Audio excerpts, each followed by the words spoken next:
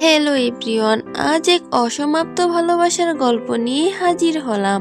কথায় আছে ভালোবাসার পরিমাণটা যখন বেড়ে যায় তখন নিয়তি একে অপরকে দূরে ঠেলে দেয়। ঠিক তেমনই জিনিয়া ও শাওনের ভালোবাসায় কোনো কমতি ছিল না, বাট নিয়তি তাদেরকেও দূরে সরিয়ে দেয়। জিনিয়া একজন রিপোর্টার, সে তার কাজের জন্য ছদ্মবেশে নার্স সেজে হসপিটালে যায়। সেখানে ডক্টর শাওনের সাথে তার দেখা হয়। সেখান থেকেই তাদের ভালোবাসার আবির্ভাব ঘটে। গল্পের শুরুতে আমরা জিনিয়াকে একটি রেস্টুরেন্টে দেখি। সে রেস্টুরেন্টে গিয়ে কিছু খাবার অর্ডার দেয়। তার সামনে বসে শাওনও খাবার খাচ্ছিল। তারপর সে শাওনের দিকে কিছুক্ষণ তাকিয়ে ওয়েটারকে বলে, সামনে থাকা ছেলেটি যে খাবার খাচ্ছে আমাকেও তা দিন। তখন ওয়েটার বলে, ম্যাম আপনি তো অন্য খাবার অর্ডার করেছেন। তখন জিনিয়া বলে, তাহলে আমাকে দুটো খাবারই দেন। আর এই সব কিছুই ডক্টর শাওন তাকিয়ে দেখছিল। জিনিয়া খাবার খাওয়া শুরু করে, তখন তার ফোনে একটি কল আসে। তার বস তাকে কল দিয়ে বলছিল সে যেন হসপিটালে যায়। জিনিয়া মন খারাপ করে বিলটা দিয়ে সেখান থেকে চলে যায়। শাওন দেখে যে সে তার ফোনটা রেখে গিয়েছে। তারপর কিছু দূর যাওয়ার পর জিনিয়া তার ফোনটা খুঁজতে থাকে। তখন দেখা যায় পিছন থেকে শাওন এসে বলে, এই নাও তোমার ফোন। জিনিয়া তার দিকে কিছু সময় তাকিয়ে থেকে তারপর সেখান থেকে চলে যেতে নেই। তখনই তার সামনে একটি গাড়ি এসে পড়ে। সাথে সাথে শাওন তাকে টান দিয়ে কাছে এনে বলতে থাকে, গাড়ি খুব দ্রুত চলছে, একটু সাবধানে যাও। এই বলে শাওন সেখান থেকে বিদায় নেয়। তখন জিনিয়া তার যাওয়ার দিকে তাকিয়ে থাকে। পরের দিন সকালে জিনিয়াকে তার অফিসে দেখানো হয়। তার সহকারী তাকে বলছিল, টেনশন করো না, হসপিটালে আমি তোমাকে সব ধরনের হেল্প করব। তখন জিনিয়া বিরক্ত হয়ে বলছিল, তোমাকে আমার কোনো দরকার নেই, আমি একাই সব সামলাতে পারবো, তুমি এখন এখান থেকে যাও। অপরদিকে শাওনকে হসপিটালে দেখানো হয়। সে রুগী দেখছিল আর নার্সকে বলছিল, রুগী এখন সম্পূর্ণ সুস্থ, এখন ওনার ইসিজি স্থিতিশীল, রক্তচাপ স্বাভাবিক, সব দিক থেকে এখন সে ভালো আছে। তখন নার্স বলে, তাহলে তখন তাকে এত নার্ভাস লাগছিল কেন? তখন শাওন বলে, আসলে তিনি একজন বড় অভিনেত্রী, ওনার নাম হচ্ছে ইয়ানজি, তা তুমি বুঝবে না, এখন চলো। তারপর জিনিয়াকে দেখানো হয় সে কিছু মেডিসিন নিয়ে হসপিটালে যাচ্ছিল। তখনই সামনে ডক্টর শাওনের সাথে তার দেখা হয়। শাওন তাকে না চিনতে পারলেও সে ঠিকই শাওনকে চিনে নেয়। তখন সে দ্রুত সেখান থেকে চলে যেতে থাকে আর বলতে থাকে, এবারের মতো বেঁচে গেলাম। এই বলে সে ইয়ানজির রুমে প্রবেশ করে। শাওন কিছু দূর যাওয়ার পর তার কিছুটা সন্দেহ হয়। তারপর সে দ্রুত আবার ইয়ানজির রুমে চলে আসে। জিনিয়া শাওনের আওয়াজ পেয়ে সে দ্রুত পর্দার আড়ালে লুকিয়ে পড়ে। শাওন রুমে ঢুকে মেডিসিনগুলো দেখছিল আর ভাবছিল এই মেডিসিনগুলো তো ওই নার্সের হাতে ছিল। শাওনের নজর যায় পর্দার দিকে, দেখে সেখানে কেউ একজন দাঁড়িয়ে আছে। তারপর জিনিয়া সেখান থেকে বের হতেই শাওন জিজ্ঞাসা করে, কে তুমি? জিনিয়া বলে, আমি একজন নার্স, আমি এখানে নতুন। তখন শাওন আবার জিজ্ঞাসা করে, তুমি কোন গ্রুপের? সে কিছু না বলেই সেখান থেকে দৌড় দেয়। শাওন তার পিছু নিয়ে তারপর কিছু দূর যাওয়ার পর আর তাকে দেখে না।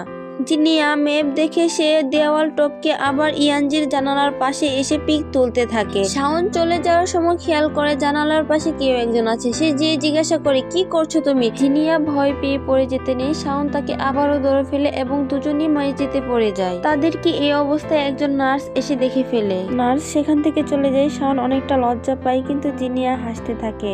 কিছু সময় জিনিয়ার দিকে শাওন তাকিয়ে থেকে তারপর তার সামনে হাঁটতে থাকে আর বলতে থাকে, কে তুমি? বলো তুমি কোন বিভাগের?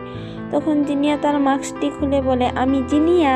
কাল আপনি আমাকে অ্যাক্সিডেন্টের হাত থেকে বাঁচিয়েছেন, তাই আমি হসপিটালে এসে দেখি আপনি অনেক জনপ্রিয় একজন মানুষ, আপনার সাথে দেখা করা অনেকটা কঠিন, তাই আমি নার্স সেজে আপনার সাথে দেখা করতে এসেছি। শাওন তার এই কথা শুনে হেসে বলে, জীবনের অনেক বড় ঝুঁকি নিয়ে তুমি আমাকে কৃতজ্ঞতা জানাতে এসেছো। বাহ। জিনিয়া শাওনের এই টিটকারি স্বরূপ কথা শুনে সে চুপ হয়ে যায়। তারপর জিনিয়া বলতে থাকে, আসলে আমি একজন রিপোর্টার, ইয়ানজির একটা পিক তুলতে আমি এখানে এসেছি, প্লিজ আপনি আমাকে একটু হেল্প করেন। শাওন তার কথা শুনে গার্ডকে ডাক দেয়। তখন জিনিয়া তাকে বাধা দিয়াতে সে জিনিয়ার মুখ চেপে ধরে আর বলে, তুমি যা চাচ্ছ তা কখনোই সম্ভব না। এই কথা শোনার পর জিনিয়া বলে, আপনি যদি আমায় হেল্প না করেন তাহলে আমি আপনার ক্ষতি করব। তখন শাওন হেসে বলে, তুমি আমার কি ক্ষতি করবা? জিনিয়া বলে, আমি হসপিটালের সকলকে গিয়ে বলবো আপনি আমার সাথে প্রতারণা করেছেন, আমার সাথে চিট করেছেন, আপনি আমার এক্স বয়ফ্রেন্ড। শাওন বলে, আচ্ছা বলিও, এখন তুমি এখান থেকে যাও। এই বলে জোর করে জিনিয়াকে সে বের করে দেয় আর বলে টাটা। পরের দিন সকালে জিনিয়া আবারও হসপিটালে আসে। হসপিটালে আসতেই তার আবার শাওনের সাথে দেখা দেখা হয়ে যায়। কফি হাতে শাওনকে গুড মর্নিং জানায় আর বলতে থাকে আপনার জন্য কফি নিয়ে এসেছি। শাওনের সহকারী বলতে থাকে শাওনের কি ভাগ্য, ভোর সকালে একটি কিউট মেয়ে তার জন্য কফি নিয়ে এসেছে। শাওন জিনিয়াকে একটু দূরে নিয়ে বলতে থাকে তুমি যে কাজের জন্য এসেছো তা কখনোই সম্ভব না। জিনিয়া বলে আজ আমি কোনো কাজের জন্য আসিনি, আপনাকে কফি দিতে এসেছি। এই বলে সে একটু কেয়ার করতে থাকে। তখন শাওনের সহকারীরা জিনিয়ার অনেক প্রশংসা করতে থাকে। জিনিয়া তাদেরকেও কফি দিয়ে সেখান থেকে বিদায় নেয়। পরের দিন দুপুরে আবারও হসপিটালের ক্যান্টিনে গিয়ে সে নার্সদের সাথে আড্ডা দিতে থাকে আর তাদেরকে নানা ধরনের গল্প শোনায়। শাওন ক্যান্টিনে লাঞ্চ করতে এসে দেখে সেখানে জিনিয়া। তারপর সে সেখান থেকে চলে যায় আর জিনিয়া তা নিয়ে মজা করতে থাকে। তারপর হসপিটালে একটি বাচ্চাকে দেখানো হয়। নার্সেরা বলছিল তার ও নেগেটিভ ব্লাডের প্রয়োজন, যা আমরা জোগাড় করতে পারিনি। তখন শাওন বলে কি বলছো, এখন তাহলে তাকে কিভাবে ব্লাড দিব? তখনই জিনিয়া এসে বলে আমার ও নেগেটিভ ব্লাড, আমার ব্লাড নিন। তারপর নার্স তার ব্লাড নেয় আর শাওন তার পাশে দাঁড়িয়ে থাকে। তখন জিনিয়া কেমন যেন করছিল। শাওন বলছে তোমার কি কোনো খারাপ লাগছে? জিনিয়া বলে না তেমন কিছু না, সকালে নাস্তা করিনি তো তাই একটু মাথা ঘুরিয়ে যাচ্ছে। এই বলে সে সেন্সলেস হয়ে যায়। শাওন দ্রুত বেডে নিয়ে তাকে স্যালান দেয় আর পাশে বসে তাকে দেখতে থাকে। জ্ঞান ফিরে জিনিয়া জিজ্ঞাসা করে কি হয়েছিল আমার? তখন শাওন বলে তুমি সেন্সলেস হয়ে পড়েছিলে। আচ্ছা তুমি সকালে নাস্তা করোনি কেন? তখন জিনিয়া চুপ করে থাকে। শাওন এসে তাকে খাবার দেয় আর বলতে থাকো আর কখনো এমন করবে না। জিনিয়া খাবার পেয়ে অনেক খুশি হয়। শাওনও হাসতে থাকে আর জিজ্ঞাসা করে আচ্ছা তুমি কেন এরকম করছো বলো তো আমায়। তখন জিনিয়া বলে আসলে ইয়ানজি আমার এক দুর্ঘটনার কারণে সে অ্যাক্সিডেন্ট করেছে, আমি নিজেকে ক্ষমা করতে পারছি না। তার একটি শুটিং চলছিল, আমার জন্য সে সেই কাজটি করতে পারছে না, নিজেকে বড় অপরাধী মনে হচ্ছে। তখন শাওন বলে তোমার এখন একটু রেস্টের দরকার, তুমি একটু রেস্ট নাও। এই বলে শাওন চলে যায়। পরের দিন সকালে অভিনেত্রী ইয়ানজি তার ক্যামেরাম্যানকে কল দিয়ে বলতে থাকে আজ আমি এমন একটি অভিনয় করব যা সবাই রিয়েল মনে করবে আর সব সময় জিনিয়াকে সবাই দোষারোপ করবে, তুমি কিন্তু ক্যামেরাটা নিয়ে রেডি থেকো। এই বলে সে রুম থেকে বেরিয়ে যায়। অপরদিকে জিনিয়া এসে তার রুমে তাকে খুঁজতে থাকে। তখনই শাওন পিছন থেকে আসতে জিনিয়া ভয় পেয়ে যায়, বলতে থাকে আপনি তো আমাকে ভয় পাইয়ে দিয়েছেন। শাওনের নজর যায় বেডের দিকে, দেখে সেখানে ইয়ানজি নেই। তখন জিনিয়াকে জিজ্ঞাসা করে ইয়ানজি কোথায়? তখন জিনিয়া বলে আমিও তো তাকে খুঁজছি, আমি আপনাকে বলতে চাচ্ছিলাম যে সে কোথায়। তখনই একজন নার্স এসে বলে স্যার ইয়ানজি তো ছাদে, সে সেখান থেকে লাফ দিতে চাচ্ছে। এই শুনে জিনিয়া এবং শাওন দৌড়ে ছাদে যায়। ইয়ানজি বলে কেউ সামনে আসবে না, সামনে আসলে আমি লাফ দিব। তখন কৌশলে শাওন তাকে বাঁচিয়ে নেয়, কিন্তু শাওন ঠিক পড়ে যায় নিচে। তখনই জিনিয়া তাকে ধরে ফেলে। শাওন বলতে থাকে ছেড়ে দাও আমাকে, তুমিও পড়ে যাবে। তখন জিনিয়া বলে দরকার পড়ে একসাথে মরে যাব, তবুও আমি আপনাকে ছাড়তে পারবো না। এই বলতে জিনিয়ার হাতটা ফসকে যায় এবং দুজনই নিচে পড়ে যায়। তারপর দেখা যায় জিনিয়া আবারও সেন্সলেস হয়ে পড়েছে। তখন শাওন তাকে ডাক দিতে থাকে, সে উঠে শাওনকে জড়িয়ে ধরে বলে আমরা সত্যিই বেঁচে গিয়েছি। অপরদিকে ইয়ানজির সেই ক্যামেরাম্যান ছাদে আসে, বাট ইয়ানজি খুব ভয় পেতে থাকে। তারপর মিডিয়ার লোকেরা শাওনের সাক্ষাৎকার নিতে চায়। তখন শাওন জিনিয়ার হাত ধরে এক দৌড় দিয়ে সেখান থেকে চলে আসে এবং দুজনই হাঁপিয়ে ওঠে। শাওন বলতে থাকে আমার কানে শুধু একটা কথাই বাজছে, আমি মরে যাব একসাথে দুজন, তবুও আপনার হাতটা ছাড়তে পারবো না। সত্যি আমি তোমার এই কথায় অনেক মুগ্ধ হয়েছি, আমি কি তোমার নাম্বারটা পেতে পারি? তখন জিনিয়া তার হাতে তার নাম্বারটি লিখে সেখান থেকে দৌড় দিয়ে চলে আসে। বাসায় এসে জিনিয়া শাওনের কথা ভাবতে থাকে। অপরদিকে শাওন তার হাতের দিকে তাকিয়ে থাকতে থাকে যে জিনিয়া তার হাতে তার নাম্বারটা লিখে দিয়েছে। কিছু সময় পর সে জিনিয়ার ফোনে কল দেয়। তখন জিনিয়াও তার অপেক্ষায় থাকে। জিনিয়া দেখে যে শাওন তাকে কল দিয়েছে। একে অপরের সাথে লং টাইম কথা বলতে থাকে এবং ডিসিশন নেয় যে তারা কালকে মিট করবে। পরের দিন সকালে জিনিয়া নিজেকে বারবার দেখতে থাকে আর ভাবতে থাকে আজ আমায় কেমন লাগছে। আমাদের লাইফে আমরা প্রতিটা মানুষ আমাদের কোনো স্পেশাল মানুষের সামনে যাওয়ার আগে নিজেকে বারবার দেখি। জিনিয়াও তার ব্যতিক্রম নয়। রেস্টুরেন্টে আসতে জিনিয়া অবাক হয়ে যায়। শাওন তাকে উইশ করে বলতে থাকে আজ তোমার জন্মদিন, হ্যাপি বার্থডে জিনিয়া। তখন জিনিয়া বলে আপনি কিভাবে জানলেন? শাওন বলে তুমি যখন ব্লাড দিতে যাবে তখন যখন ফর্ম পূরণ করছিলে তখনই আমি জানতে পারি। এখন তাড়াতাড়ি কেক কাটো, তোমার জন্য আরেকটা গিফট আছে। কেক কাটার পর শাওন তাকে একটি গিফট দেয়। গিফটটা আনবক্স করে জিনিয়া অনেক খুশি হয়, দেখে তার জন্য একটি টেডি বিয়ার। এটা নিয়ে সে মজা করতে থাকে। তারপর শাওনকে জিজ্ঞাসা করে আচ্ছা আপনার কোনো গার্লফ্রেন্ড নেই? শাওন বলে আমি যদি তোমায় এখন বলি আমি একজন মানুষকে পছন্দ করি। তখন জিনিয়া মন খারাপ করে বলে আচ্ছা আমি একটু আসছি। এই বলে সে ওয়াশরুমে গিয়ে বলতে থাকে, আমাকে এত নার্ভাস লাগছে কেন? আমি তো তাকে এতটাও চিনি না, তার সাথে আমার খুব অল্প দিনের পরিচয়। তাহলে তার গার্লফ্রেন্ড বা তার কোনো কাউকে পছন্দ, এটা শুনে আমার কেন খারাপ লাগবে? এই বলে সে নিজেকে সাহস দিয়ে আবার শাওনের সামনে যায়। একটা লেকের পাশে দুজন হাঁটতে থাকে। জিনিয়া জিজ্ঞাসা করে, আচ্ছা আপনি যেন কার কথা বলতে চাচ্ছিলেন? তখন শাওন তার হাতে ধরে বলে, তোমার হাতটা খুব ঠান্ডা। জিনিয়া বলে, আপনি আমার পারমিশন ছাড়া আমার হাত ধরেছেন কেন? শাওন হেসে বলতে থাকে, আচ্ছা নেক্সট টাইম আমি পারমিশন নেব। আর আমার সেই পছন্দের মানুষটা হচ্ছে তুমি, যার হাত ধরে আমি অনেক পথ হাঁটতে চাই। আমাদের জীবনের প্রত্যেকটা সম্পর্কের শুরুটা খুব সুন্দরভাবে হয় এবং খুব মধুর হয়, কিন্তু শেষে খুব বাজেভাবে সেই সম্পর্কের সমাপ্তি ঘটে। আজ এই গল্পেও আমরা তাই দেখতে পারবো। পরের দিন সকালে জিনিয়া আবারও হসপিটালে আসে এবং দরজার আড়াল থেকে ইয়ানজিদের সব কথা শুনে ফেলে। তার মানে এতদিন সব তাদের নাটক ছিল। তখন রুমে প্রবেশ করে জিনিয়া জিজ্ঞাসা করে, তোমরা আমার সাথে কেন এমন নাটক করেছো? ইয়ানজি বলে, এই কৈফত আমার তোমাকে দিতে হবে? তোমার জন্য আমি অ্যাক্সিডেন্ট করেছি, আর এখন তুমি আমার কাছে জবাব চাচ্ছ আমি কেন নাটক করেছি? এই বলে তারা রুম থেকে বেরিয়ে যায়। তাদের কথা শুনে জিনিয়া অনেকটা ভেঙে পড়ে। তখনই শাওন এসে তাকে আশ্বাস দেয় আর বলে, মন খারাপ করো না জিনিয়া, কিছু মানুষ আছে যাদের জন্য আমরা মন উজাড় করে দিই, তাদের জন্য আমরা অনেক কিছু করি, কিন্তু তারা সেই মূল্যটা দেয় না। ঠিক হয়ে যাবে সব, কষ্ট পেও না। বিকেলে তারা দুজন হাঁটতে থাকে। জিনিয়া বলে, আমি এই জবটা ছেড়ে দিব। শাওন বলে, তারপর তুমি কি করবে? ফ্যাশন ডিজাইনের প্রতি আমার অনেক নেশা। আমি ছোট সময় এটা নিয়ে কিছু পড়াশোনাও করেছিলাম, বাট বড় হয়ে কিভাবে জানি না, ডিগ্রি কমপ্লিট করার পর আমি রিপোর্টার হয়ে গেছি। এখন আমি আবারও তা করতে চাই, বাট ভয় পাচ্ছি যদি জবটা না হয় তখন আমার কি হবে? আমার দায়িত্ব কে নেবে? তখন শাওন বলে, টেনশন করো না, আমি তো আছি। যদি তোমার জবটা না হয় আমি তোমার দায়িত্ব নেব। আর আমার বড় ভাই আছে একজন, যার একটা কোম্পানি আছে, সেই কোম্পানির নাম হচ্ছে বিনিয়ান। আমি তোমায় সেই কোম্পানিতে জয়েন করে দেব। জিনিয়া বলে, বিনিয়ান? এই কোম্পানিটা তো অনেক বড়, আমি কি সেখানে টিকবো? শাওন বলে, আমি তো আছি। রাতে শাওন জিনিয়ার জন্য খাবার তৈরি করে, আর এইসব জিনিয়া ভিডিও করছিল আর বলছিল, তুমি যখন আমার থেকে অনেক দূরে থাকবে তখন আমি এই স্মৃতিগুলো দেখব। শাওন বলে, ভালোবাসার মানুষগুলো যদি দূরে থাকে তখন বেঁচে থাকাটা মৃত্যু সমান যন্ত্রণা। আর আমি চাই না তুমি আমার থেকে অনেক দূরে থেকে আমার স্মৃতিগুলো নিয়ে বাঁচো। আমি চাই তুমি আমাকে নিয়ে সারাটা জীবন বাঁচো। জিনিয়া বলে, তুমি কি আমায় বিয়ে করবে? শাওন তার হাতে চুমু দিয়ে হেসে বলে, তা সময়ই বলে দিবে। শাওনের কাঁধে মাথা রেখে জিনিয়া বলতে থাকে, আমাদের একটি বাড়ি হবে, আমাদের ছোট্ট একটি সংসার হবে। আমি চাই তোমাকে নিয়ে আমি অনেক সুখে থাকতে। শাওন, তুমি কি আমার সেই স্বপ্নগুলো পূরণ করবে? শাওন তাকে জড়িয়ে ধরে বলে, আমি তোমার সব স্বপ্ন পূরণ করব, তুমি শুধু আমার পাশে থেকো। পরের দিন সকালে জিনিয়া অফিস থেকে বের হয়ে দেখে শাওন তার জন্য ওয়েট করছে। শাওন হাতটি বাড়িয়ে বলছে, আজ কেমন কাটলো আমার প্রিয় প্রথম দিন? তখন জিনিয়া বলছে, আজ তো আমি প্রথম তেমন কোনো কাজ করিনি, আজ শুধু সব দেখেছি।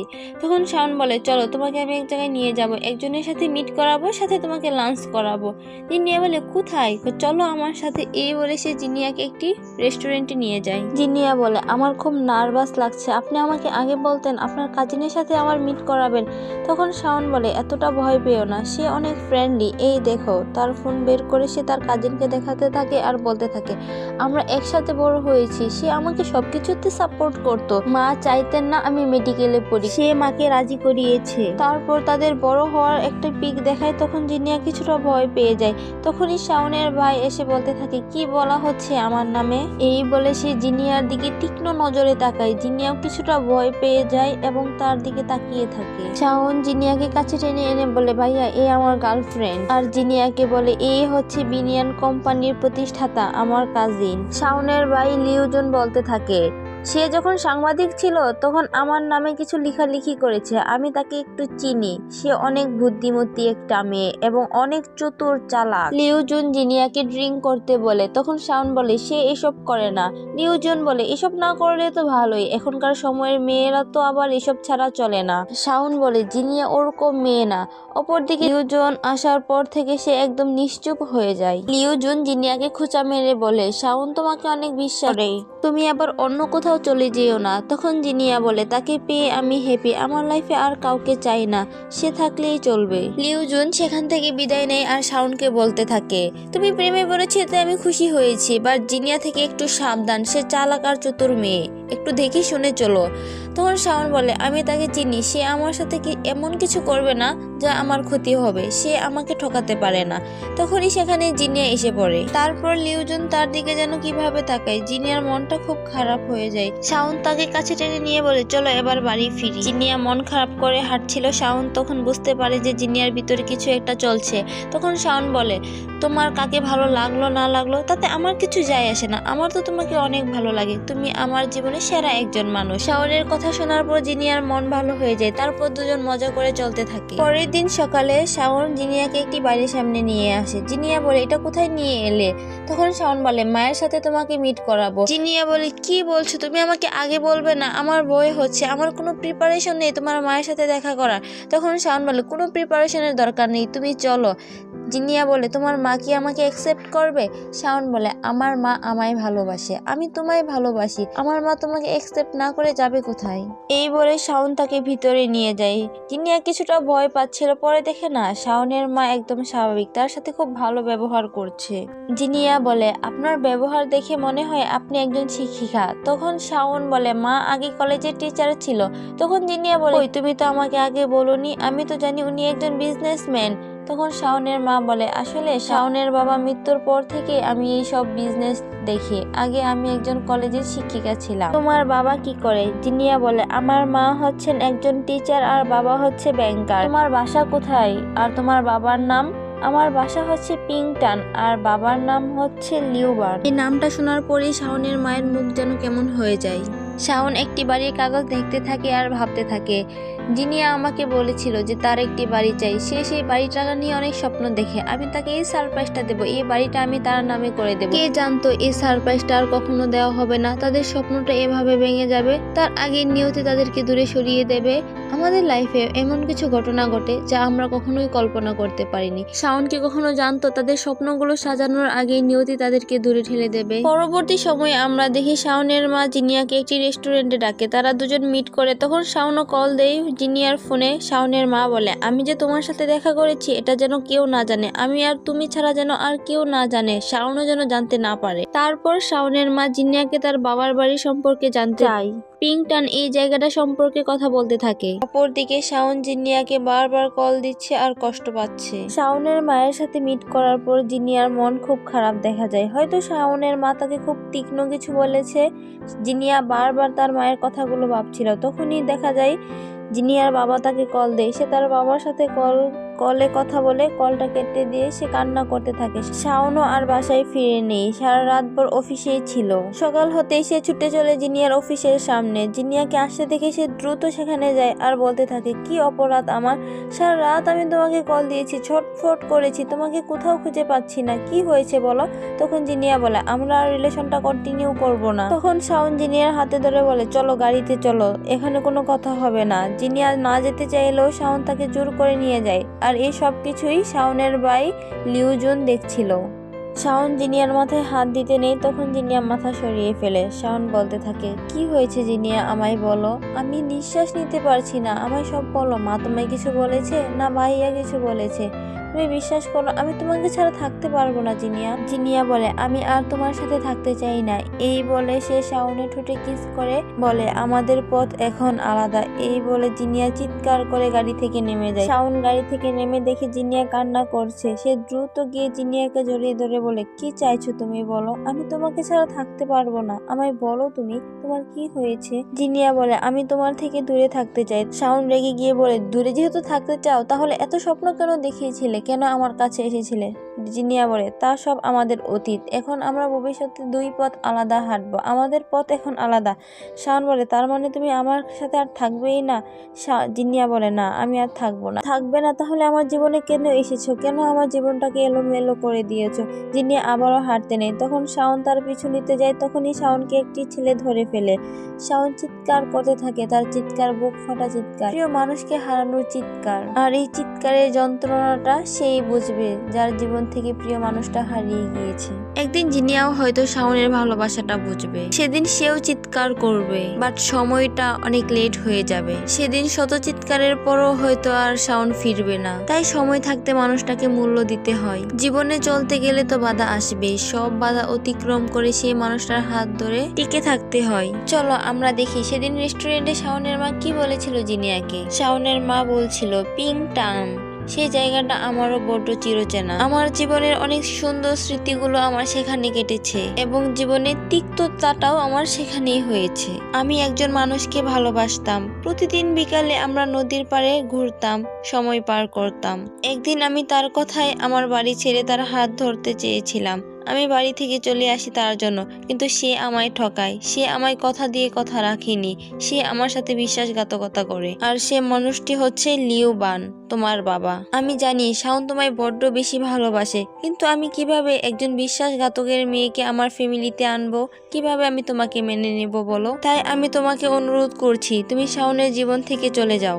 আমি সেই বিশ্বাসঘাতকের সামনে নেক্সট আর যেতে চাই না, আর তোমাকেও আমি আর মেনে নিতে পারবো না। আজকের পর থেকে তুমি শাওনের জীবন থেকে চলে যাবে। বাসায় এসে দেখে জিনিয়া যে সে তার ব্যাগটা ফেলে চলে এসেছে। এখন সে কিভাবে রুমে প্রবেশ করবে? অপরদিকে শাওন তার অফিসের কাজ শেষ করে বাসায় যেতে নেয়, তখন তার ফোনে একটি কল আসে। একজন ড্রাইভার কল দিয়ে বলছে জিনিয়া তার ব্যাগ রেখে চলে গিয়েছে। এটা শুনে শাওন দ্রুত ছুটে যায়। জিনিয়ার বাসায় এসে দেখে জিনিয়া কান্না করছে। করুণ দৃষ্টিতে জিনিয়া শাওনের দিকে তাকায়। শাওন জিজ্ঞাসা করে কখন বাসায় ফিরেছো? কাছে গিয়ে আবার জিজ্ঞাসা করে কেমন আছো তুমি? জিনিয়া মুখে একটা কৃত্রিম হাসি এনে বলে আমি ভালো আছি। পৃথিবীতে হয়তো সবচেয়ে কষ্টের মুহূর্তটা হচ্ছে যখন কাউকে ভালোবেসে অস্বীকার করা।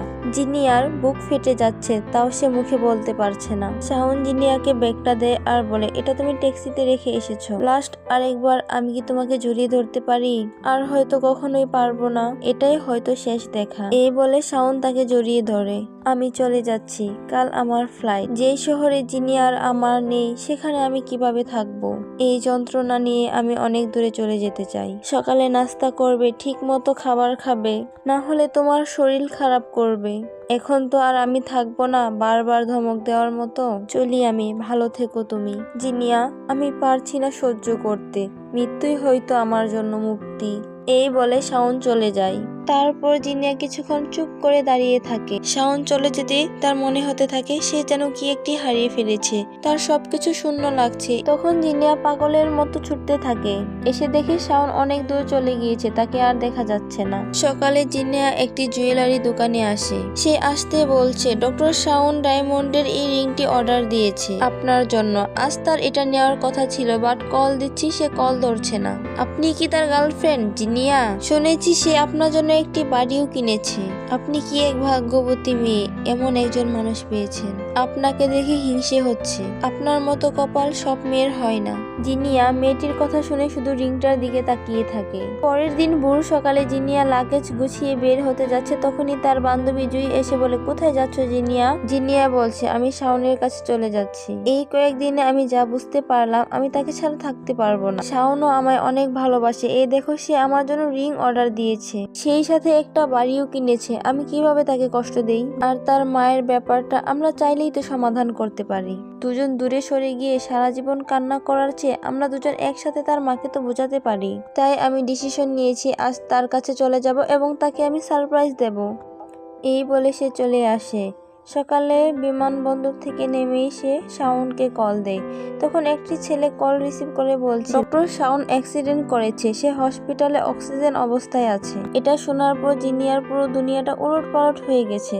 সে পাগলের মতো ছুটতে ছুটতে হসপিটালে আসে। পুরো হসপিটাল নিয়ে সে শাওনকে খুঁজতে থাকে। অবশেষে শাওনের দেখা পায়। তখন শাওন মৃত্যুর সাথে পাঞ্জা লড়ছিল। জিনিয়া হাতটা বাড়িয়ে দেয়। তীব্র যন্ত্রণার মাঝেও শাওন হেসে ওঠে জিনিয়াকে দেখে। পরক্ষণে তার নিঃশ্বাসটা বন্ধ হয়ে যায়। জিনিয়ার পুরো দুনিয়াটা অন্ধকার হয়ে যায়। সে একদিনে তাকিয়ে থাকে শাওনের দিকে।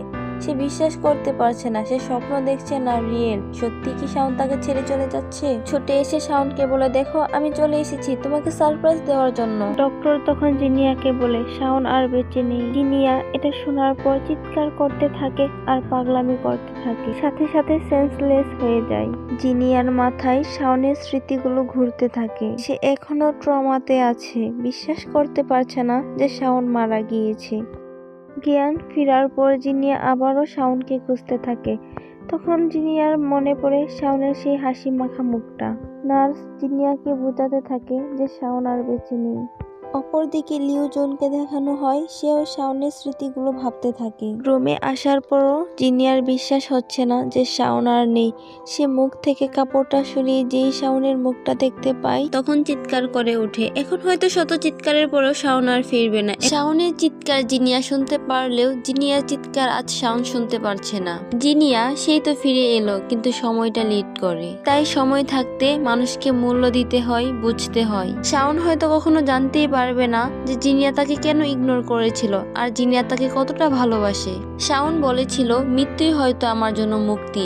শাওন তো মুক্তি পেয়ে গেল, জিনিয়াকে আদৌ মুক্তি পাবে? সে এই কষ্ট নিয়ে কিভাবে বেঁচে থাকবে? লিউ জুন এসে জিনিয়াকে ছুঁড়ে মারে শাওনের লাশ থেকে আর বলতে থাকে এখন আর আদিক্ষেতা দেখাতে হবে না। মেঝেতে পড়েও জিনিয়া চিৎকার করতে থাকে। তখন নার্স বলে শাওনকে হসপিটালে আনার পর থেকেই সে পাগলের মতো করছে, কয়েকবার সেন্সলেস হয়েছে। তাকে দেখে যা বুঝলাম সে পাগলের মতো ভালোবাসে শাওনকে। হয়তো সে এই সুখে পাগলও হয়ে যেতে পারে। আপনি তাকে ভুল বুঝবেন না। লিউ জুন শাওনের হাত থেকে গড়িটা খুলে সে শাওনের স্মৃতিগুলো মনে করতে থাকে। জিনিয়াকে বলে তুমি তার সাথে এই কাজটা না করলেও পারতে, তুমি বাড়ি চলে যাও। অনেকগুলো বছর পার হয়ে যায়। জিনিয়া সেই লেকের পাড়ে শাওনের জন্য অপেক্ষা করে, ভাবতে থাকে শাওন যদি আবারও ফিরে আসতো। তখন দেখা যায় শাওন ফিরে এসে তাকে আগের মতো জড়িয়ে ধরেছে। তারপর সে বুঝতে পারে এটা তার কল্পনা ছিল, শাওন আর কখনোই ফিরে আসবে না। তখন সে তার স্মৃতিগুলো মনে করতে থাকে, শাওনের দেওয়া কথাগুলো তার কানে বাজতে থাকে। জিনিয়া হয়তো শাওনের জন্য এই লেকের পারে অপেক্ষা করবে, কিন্তু চরম বাস্তবতা শাওন আর কখনোই ফিরবে না। গল্পটা কেমন লেগেছে তা তোমরা অবশ্যই কমেন্ট করে জানাবে। বিদায়, দেখা হবে নতুন কোনো গল্প নিয়ে। ভালো থাকবে সবাই।